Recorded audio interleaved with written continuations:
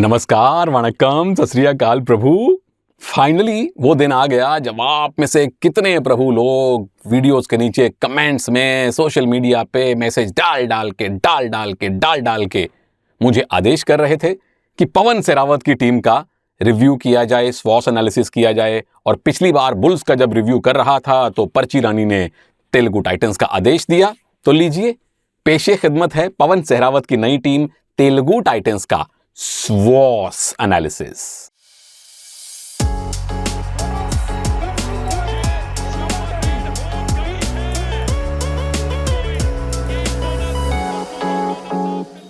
सबसे पहले तो यह जान लीजिए कि टीम की संरचना क्या है। रेडिंग डिपार्टमेंट, जिसके सिपह सालार होंगे पवन सहरावत, संभवतः टीम कैप्टन भी होंगे। संभवतः क्या, वही होंगे भाई, भारत के कैप्टन हैं। तो साथ में रजनीश तलाल, आचार्य रजनीश और विनय रेडू जो पिछले सीजन खेले थे वो हैं। फिर ओमकार पाटिल हैं, प्रफुल्ल हैं और रॉबिन चौधरी हैं। यानी कि जाने माने रेडर्स में सिर्फ 3 हैं। ऑलराउंडर्स इस टीम के पास हैं। शंकर गदई पिछली बार थे गुजरात में, रेडिंग ने ज्यादा देखा नहीं, मुख्यतः राइट कॉर्नर खेलते हैं। हामिद नादिर ईरान के राइट कवर ऑलराउंडर्स की श्रेणी में आते हैं। ओमकार और संजीव, ये 4 ऑलराउंडर हैं। डिफेंडर्स में परवेश भैंसवाल जो पिछले सीजन में थे, जो लगातार 2 गोल्ड लेकर आए हैं भारत के लिए। एक और ईरानियन मिलाद जब्बारी राइट कवर परवेश के साथ खेलने वाले हैं। उनके अलावा कोई बहुत बड़ा नाम नहीं है। 2 मोहित हैं, नितिन हैं, अजीत पवार हैं और गौरव हैं। ये है टीम मोटी मोटी तेलुगु टाइटंस की। कोच हमारे मित्र हैं श्रीनिवास रेड्डी लिंगमपल्ली, जो पहले भी 2-3 टीम्स के कोच रहे हैं, जो भारत की महिला और पुरुष दोनों टीमों के कोच रहे हैं। तो मजबूतियां क्या आती हैं तेलुगु टाइटंस में?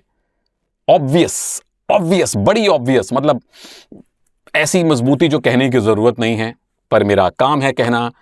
पवन बहुत बड़ा गहना, प्रो कबड्डी के पिछले 3-4 सीजन्स के सबसे बड़े सुपरस्टार, लगातार 2 ऑक्शंस में 2 करोड़ से ज्यादा पैसा लेने वाले खिलाड़ी। 2.26 से 2 करोड़ 60 लाख 50 हजार सीधा रेट बढ़ा दिया था तेलुगु टाइटंस ने। और किस किस को याद है, हाथ खड़ा करो। पवन के एपिसोड में मैंने कहा था कि टाइटंस बहुत बुरी तरह से पवन के पीछे पड़ेंगे, क्योंकि टाइटंस को आदत है सुपरस्टार्स रेडर्स के साथ खेलने की। उनकी नीति रहती है कि बड़ा रेडर हो। पहले 5 सीजन राहुल चौधरी, फिर सिद्धार्थ देसाई, अब पवन सहरावत। दूसरी मजबूती क्या है? आपके लेफ्ट कवर, आपके सबसे अनुभवी डिफेंडर परवेश भैंसवाल अब बेहद परिपक्व डिफेंडर हो गए हैं। भारत के साथ 2 गोल्ड मेडल लाए हैं, बुसान एशियन चैंपियनशिप और हंगजू एशियन गेम्स में। टीम के डिफेंस को बहुत स्थायित्व और अनुभव प्रदान करते हैं। नंबर 3, उन्हीं के साथ जो राइट कवर खेलेंगे मिलाद जब्बारी, संभवतः जो एक कॉर्नर संभालेंगे हामिद नादिर। 2 खिलाड़ी जो ईरान के साथ अभी 2 मेडल लेकर आए हैं, दोनों सिल्वर मेडल लेकर आए हैं, पर इंटरनेशनल अनुभव और फ्लेवर आपकी टीम को प्रदान करेंगे। चौथी मजबूती, कोच साहब जिनका मैंने नाम लिया, श्रीनिवास रेड्डी लिंगमपल्ली, खुद एक पूर्व भारतीय खिलाड़ी जो दुबई वाले मास्टर्स में भारत की पुरुष टीम के कोच थे, जकार्ता पैलेम्बांग एशियन गेम्स में भारत की महिला टीम के कोच थे, और प्रो कबड्डी में हम उन्हें लगातार देख रहे हैं, कमेंट्री में आप उन्हें लगातार सुन रहे थे। तो वो अपना तमाम अनुभव इस टीम के साथ लेकर आ रहे हैं। लेकिन मजबूतियां हैं प्रभु, तो चुनौतियां भी हैं प्रभु। पहली बहुत बड़ी चुनौती ये आती है कि जब आप 5 करोड़ में से 2 करोड़ 60 लाख 50 हजार एक रेडर पे लगा देते हैं, तो फिर बाकी की जो फॉर्मेशन है ना, वो थोड़ी सी कमजोर पड़ जाती है। यानी कि माँ ने बनाए 5 परौंठे और उनके पास 2 पुत्र हैं, 4 परौंठे दे दिए एक पुत्र को, दूसरा बेटा कहेगा कि मैं क्या करूं। हो सकता है कि दूसरे बेटे का पेट 1 से भर जाए। जो बाकी खिलाड़ी हैं, आप समझ गए होंगे, पवन के अतिरिक्त आपको रेडिंग डिपार्टमेंट में बहुत ज्यादा अनुभव नहीं दिखाई देगा। रजनीश तलाल हैं जो पिछले सीजन में बहुत अच्छा खेले थे। लास्ट सीजन आई थिंक ज्यादा मौके भी नहीं मिले। विनय रेडू को पिछली बार शुरुआत में मौके मिले और वो डिसेंट खेले थे, पर अनुभव वो 4 परांठे और 1 परांठे वाला अनुभव है। 4 आप प्लेट बिरयानी कह लीजिए, क्योंकि तेलुगु टाइटंस की टीम है, 4 प्लेट बिरयानी और 1 प्लेट बिरयानी। अनुभव का बहुत बड़ा गैप है पवन और बाकी दोनों रेडर्स में। और अगर किसी मैच में पवन नहीं चले, जो हो सकता है, क्योंकि फॉर्म है, हर मैच में 20-20 पॉइंट कोई रेडर नहीं लेता। पवन लेके दिखाएं, हमारी कामना है, पवन लेके दिखाएं, सारे फैंस चाहते हैं। पर कभी पवन नहीं चले। ईश्वर ना करे कभी दोबारा चोट लग गई प्रभु, तो फिर टीम को संभालेगा कौन? क्या नरेंद्र कंडोला ने जो काम किया था तमिल तलाइवास के लिए, वैसा कोई रेडर है? पवन चोटिल ना हो किसी भी सूरत में, आउट ऑफ फॉर्म ना हो किसी भी सूरत में, पर क्या रजनीश या फिर विनय या कोई और नया रेडर, ओमकार, प्रफुल्ल, रॉबिन, एक बेहतरीन नंबर 2 रेडर बन सकता है जो पवन की गैर हाजिरी में या उनके आउट ऑफ फॉर्म होते हुए भी पॉइंट ला सकता है। चुनौती है और मुझे पूरा विश्वास है कि इस चुनौती पे टीम खरी उतरेगी। दूसरी चुनौती आती है जब आप डिफेंस को देखें। डिफेंस चलता है कॉम्बिनेशन से, प्रवेश, सुनील, अमन, सौरभ, सुरेंदर, मोहित, जीवा, विशाल, नीलेश शिंदे, बाजीराव इत्यादि इत्यादि इत्यादि। प्रवेश और मिलाद जबारी कभी आपने सुना एक साथ खेले हों? हाँ, मिलाद जबारी हामिद नादर खेले हैं, पर एक राइट कवर है, एक राइट कॉर्नर है। इन दोनों का कॉम्बिनेशन सिर्फ चेन टैकल में होगा। राइट कवर पीछे हटेगा, राइट कॉर्नर चेन बनाएगा। पर लेफ्ट कवर का नए राइट कवर, लेफ्ट कवर का नए राइट कॉर्नर और लेफ्ट कॉर्नर कौन होगा? कोई युवा खिलाड़ी चुनना पड़ेगा। तो सारे के सारे ये खिलाड़ी जो कॉम्बिनेशंस में है ना, ये पहली बार एक साथ खेल रहे हैं और ये डिफेंस को सेट करने में बहुत बड़ी चुनौती आ सकती है। उम्मीद करते हैं कि वो जो कैंप लगेगा 1 महीने का, उसमें ये चुनौती पार कर लेंगे कोच साहब।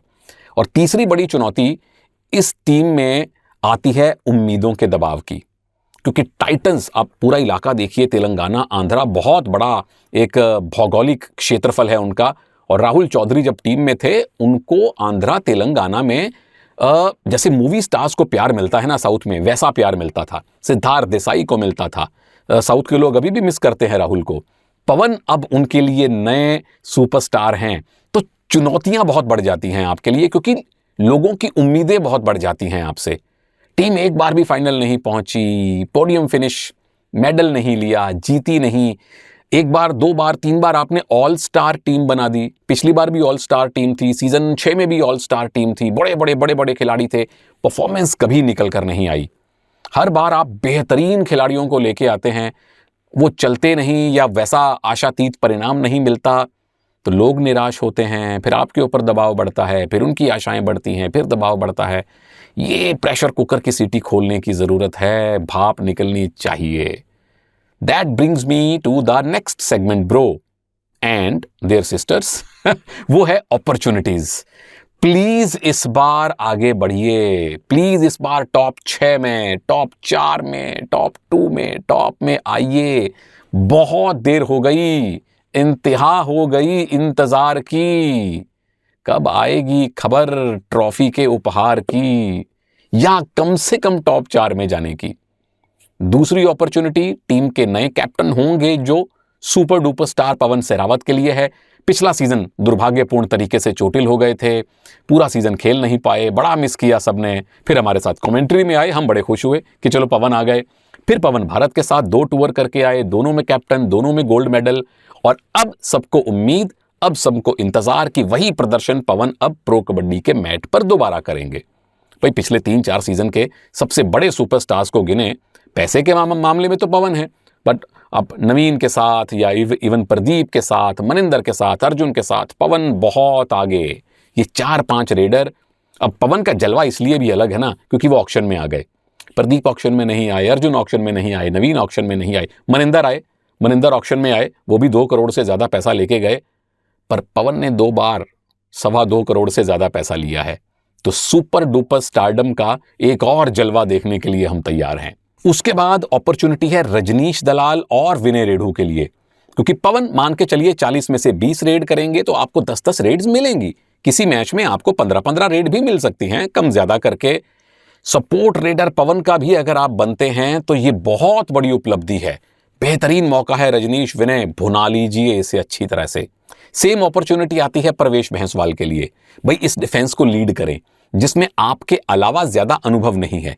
इंटरनेशनल एक्सपीरियंस है अब राइट कवर, राइट कॉर्नर पर इस डिफेंस के लीडर आप हैं, और वो लीडर वाला रोल अब प्रवेश भाई को निभाना पड़ेगा। Talking about right cover, right corner, Hamid और मिलाद जब्बारी के पास शानदार मौका है ये दिखाने का कि भाई ईरान से सिर्फ लेफ्ट कॉर्नर नहीं आते, फजल और शादलू, या सिर्फ अबूजार नहीं आते, सुलेमान पहलवानी और आमिर हुसैन बस्तामी नहीं आते, हम भी आए हुए हैं। और पूरे आसार हैं कि इन दोनों खिलाड़ियों को, हामिद को और मिलाद को, बहुत सारे मैच मिलने वाले हैं। शायद हर मैच में स्टार्ट करें, तो छा जाइए, दिल जीत लीजिए। और अंतिम मौका है हमारे कोच साहब, हमारे मित्र साहब के पास, क्योंकि तेलुगु टाइटंस ने अब तक कुछ उत्कृष्ट हासिल नहीं किया पिछले कई सीजन्स में। कोच साहब, टीम को आगे लेके जाइए और फैंस आपको भी कंधे पे बिठा लेंगे। और वैसे भी आप तो उसी इलाके के हैं, है ना? तो श्रीनिवास गारू, ऑल द वेरी बेस्ट। अब बात करते हैं स्ट्रेटजीज की, रणनीतियां क्या होने वाली है टाइटंस के लिए।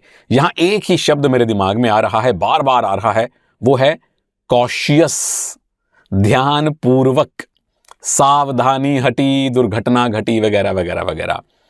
क्योंकि एक तो आप बहुत सारा प्रेशर लेके सीजन में आ रहे हैं, आपने पूरी टीम बदल दी, सिवाय रजनीश के, विनय के, एक दो और खिलाड़ियों के। हर बार तकरीबन या तो सारे रेडर बदल जाते हैं, या पूरा डिफेंस बदल जाता है, या पूरी टीम बदल जाती है।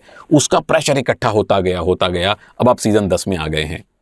तो जब आप इतना दबाव लेकर आते हैं, कोच साहब भी अब नए आए हैं, पवन भी नए आए हैं इस टीम में, तो आप फिर शुरू में सारे पत्ते नहीं खोलेंगे। आप ऐसी शुरुआत करेंगे जिसमें नुकसान थोड़ा कम हो, है ना? जब आपने लंबी मैराथन दौड़नी है तो पहले 100 मीटर आप यूसेन बोल्ट की तरह नहीं दौड़ेंगे। कॉशियस रेडिंग में, कॉशियस।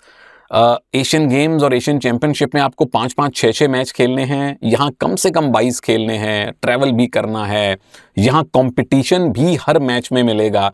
वहाँ फाइनल से पहले कोई चुनौती नहीं थी, यहाँ हर मैच चुनौती है। पवन भी इंजरी के बाद अब इतना लंबा टूर्नामेंट पहली बार खेलेंगे, हमारी शुभकामनाएं हैं। और वो बिल्कुल नहीं चाहेंगे कि कहीं कोई और इंजरी हो जाए, कहीं 1-2 मैच में ना चल पाएं।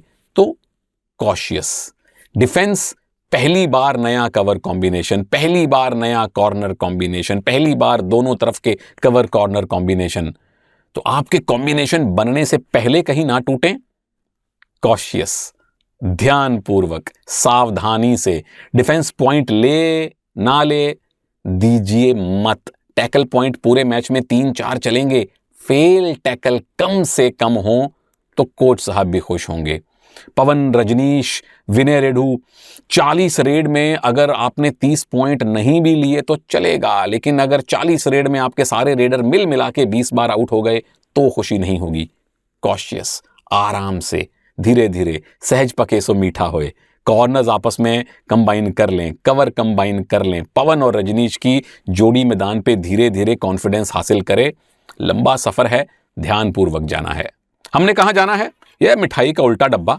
आगे आने वाली टीम्स, ये देखिए, पर्चियां मिल गई, मिला के मैंने इनको हिला लिया है, और ये पर्ची बताएगी कि अगला स्वॉस एनालिसिस प्रभु किस टीम का किया जाए। रहा तब लोगों की टीम आ गई भाई, क्या लठ गाड़ेंगे इस बार। दोबारा देख लो, हरियाणा एस यानी कि हरियाणा स्टीलर्स।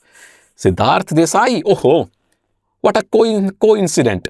पवन की बुल्स से पवन की टाइटंस में आए, अब हम सिद्धार्थ देसाई की टाइटन से सिद्धार्थ देसाई की हरियाणा स्टीलर्स में जा रहे हैं। मनप्रीत सिंह, साडे वड्डे वीर, नाल नीर गुलिया, साथ में CR766, क्या नंबर होगा मुझे नहीं पता, साथ में आपके जैदीपुर मोहित की जोड़ी। हरियाणा स्टीलर्स का स्वॉस एनालिसिस प्रभु अगली बार आपकी पेशे खिदमत होगा। इस बार चाहिए आपकी इजाजत। जय हिंद।